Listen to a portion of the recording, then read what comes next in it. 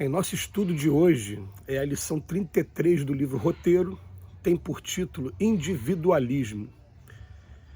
Em contato com os ideais da revelação nova, o homem, sentindo dilatar-se-lhe naturalmente a visão, começa a perceber com mais amplitude os problemas que o cercam. Aguça-lhe a sensibilidade, intensifica-lhe a capacidade de amar. Converte-se-lhe o coração em profundo estuário espiritual em que todas as dores humanas encontram eco. Por isso mesmo, acentuam-se-lhe os sofrimentos, uma vez que as suas aspirações não surpreendem qualquer sintonia nos planos inferiores em que ainda respira. Desejaria o aprendiz acompanhar-se por todos aqueles que ama na caminhada para a vida superior, entretanto, à medida que se adianta em conhecimentos e se sutiliza em sensações, reconhece quase sempre que os amados se fazem dele mais distantes. Aqui é a companheira que persevera em rumo diferente, além é o coração paternal, que por afetividade mal dirigida dificulta a ascensão para a luz. Ontem era um filho a golpear-lhe as fibras mais íntimas, hoje é um amigo que deserta.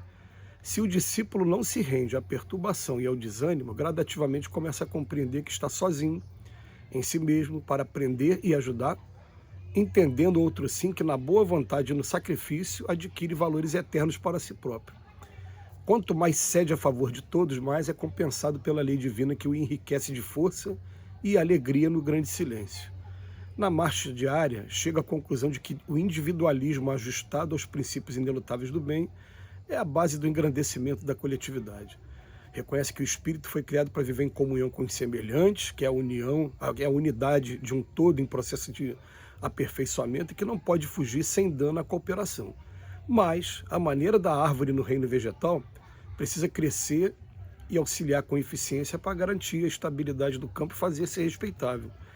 Ninguém vive só, mas chega sempre um momento para a alma que é imprescindível saber lutar em solidão para viver bem. Para valorizar o celeiro e enriquecer a mesa, a semente descansa entre milhões de outros que com ela se identificam. Todavia, quando é chamada a produzir com a vida para o conforto geral, deve aprender a estar isolada no seio frio da terra, desvencilhando-se dos envoltórios inferiores como se estivesse reduzida a lodo e morte, a fim de estender novos ramos e elevar-se para o sol. Sem o indivíduo forte e sábio, a multidão agitar-se-á sempre entre a ignorância e a miséria. Esforço e melhoria da unidade para o progresso e sublimação de um todo é uma lei. A navegação a vapor atualmente é patrimônio geral, mas devemos-nos ao trabalho de Fulton. A imprensa de hoje é força direcional de primeira ordem, contudo não podemos olvidar o devotamento de Gutenberg, que lhe amparou os passos iniciantes. A luz elétrica nos dias que passam é questão resolvida, no entanto, a Edison coube a honra de sofrer para que semelhante bênção desintegrasse as noites do mundo. A locomotiva agora é máquina vulgar, mas no princípio dela temos a dedicação de Stephenson. Na Terra surgira Newton, invariável, à frente de todos os conhecimentos alusivos à gravitação universal, e o nome de Marconi jamais será apagado na base das comunidades sem fim. Cada flor irradia perfume característico. Cada estrela possui brilho próprio. Cada um de nós é portador de determinada missão. O Espiritismo, confirmando o Evangelho, vem amparar o homem e convidá-lo a aprimorar-se e engrandecer-se consoante a sabedoria da lei que determina cada um segundo as suas obras.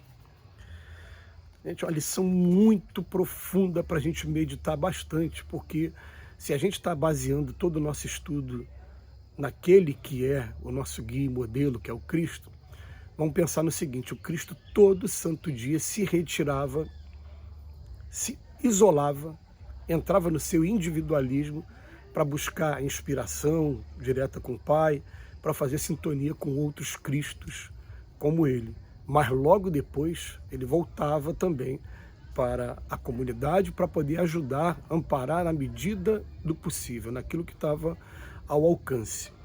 E, como diz o Emmanuel, de maneira muito profunda e muito até cheia de imagens mentais, ele vem falar para a gente: olha lá, imagina aquele celeiro com um monte de sementes. As sementes estão todas juntas, mas na hora de produzir, a semente é retirada individualmente, plantada sozinha, na solidão da terra. Ela começa a brotar e vem trazer essas árvores maravilhosas que a gente está vendo aqui do nosso lado, que um dia foram sementes. Mas elas, para brotar, e no momento de brotar, elas tiveram um momento de individualismo, um momento em que foi sozinha que ela teve que lutar. E o Emmanuel depois traz um monte de personagens da nossa história, que muitos deles acabam sendo esquecidos, mas que trouxeram grandes renovações, grandes invenções no campo científico para a gente. Mas o início da lição é que traz assim, uma coisa muito profunda, porque ele vem dizer para a gente começa a viver aqui na Terra, e daqui a pouco chega um momento que a luz do Cristo atinge o nosso coração, e a gente não vai conseguir, porque foi o próprio mestre que falou, que ele não vem trazer a espada, a paz vem trazer a espada, porque onde você está numa casa com 5 pessoas, 3 estarão contra 2 e 2 contra 3, pai contra filho, genro contra sogro. Foi Jesus que falou isso.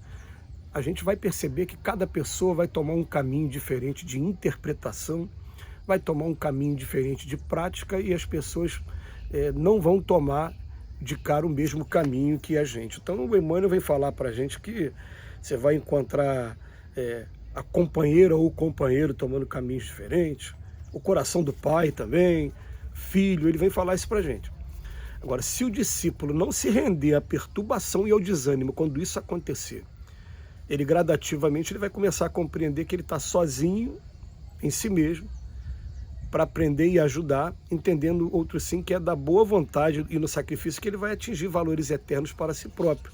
Mas depois ele vem dizer para a gente precisa estar usando esse aprendizado com relação aos outros. E a gente vai usar com relação aos outros muito mais através do exemplo. Aí não tem como mesmo, porque o convencimento dogmático, ele não vai acontecer com facilidade. Você não vai encontrar com facilidade pessoas que vão concordar com tudo que você está estudando. E até mesmo entre nós espíritas, a gente vai encontrar desacordo em alguns pontos da doutrina, entre os seus estudiosos.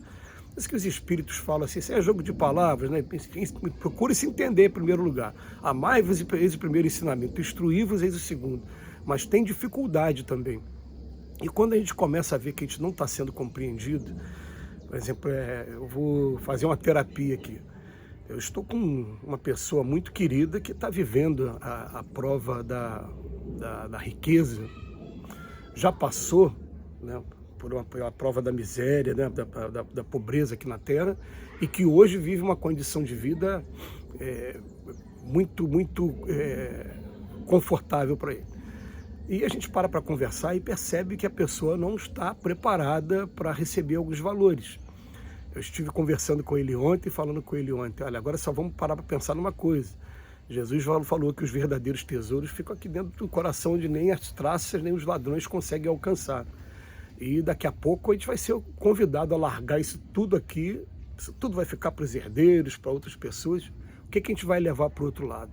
Mas a pessoa, quando está vivendo essa prova, ela fica deslumbrada e não consegue compreender logo de cara, começa a fazer os seus exames também de maneira diferente, não vai perceber o que a gente está falando. Então, qual é o nosso papel?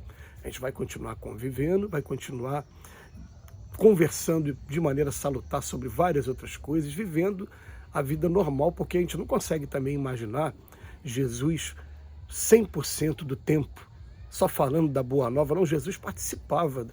Os discípulos, eles desabafavam, contavam seus problemas, faziam seus atendimentos fraternos. É porque muita coisa não está relatada no Evangelho.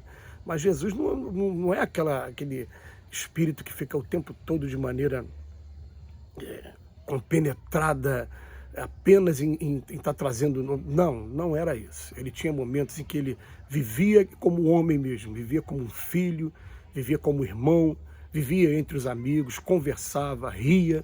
Por isso que a gente até achou interessante esse seriado The Chosen e trazer um Jesus mais humano, mas quando tinha que trazer alguma informação, e principalmente nos seus atos, só se exteriorizava o evangelho puro, o evangelho vivo. E é assim que a gente deve procurar fazer quando a gente sente essa luz dentro da gente. A gente vai perceber que é um trabalho que é longo, mas que tem que ter essa coisa. A gente vai reconhecer que a gente vai ficar sozinho em muitas coisas. Aqueles nossos queridos amigos vão estar afastados, depois vão reclamar da gente, falando, você que sumiu, Você tem a agenda muito cheia, você está fazendo isso, isso, aquilo, e vai chegar um momento que eu vou voltar até esses meus amigos e não vou ficar falando de religião com eles, não. Vou conversar sobre coisas normais do ser humano, mas quando ele precisar de mim para alguma coisa, a gente vai estar ali para ajudar e amparar. Muito obrigado, Emmanuel, pela reflexão. Essa lição é muito profunda e muito conveniente para mais um ano que se inicia, e eu começo falando assim, feliz 2025 para todos nós.